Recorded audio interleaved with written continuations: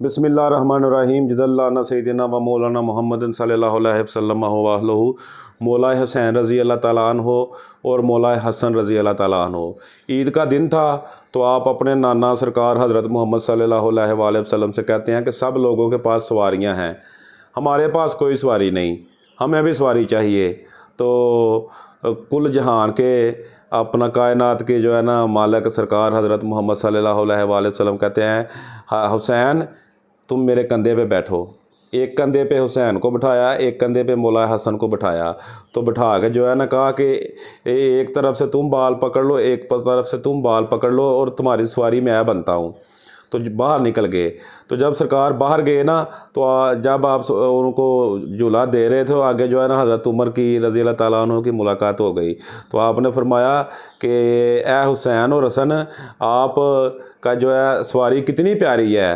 तो सरकार ने फरमाया, सरकार हज़रत मोहम्मद सल्लल्लाहु अलैहि वसल्लम ने फरमाया, ए उमर तुम कह रहे हो कि सवारी कितनी प्यारी है, तुम ये तो देखो सवार कितने खूबसूरत हैं। अस्सलाम वालेकुम।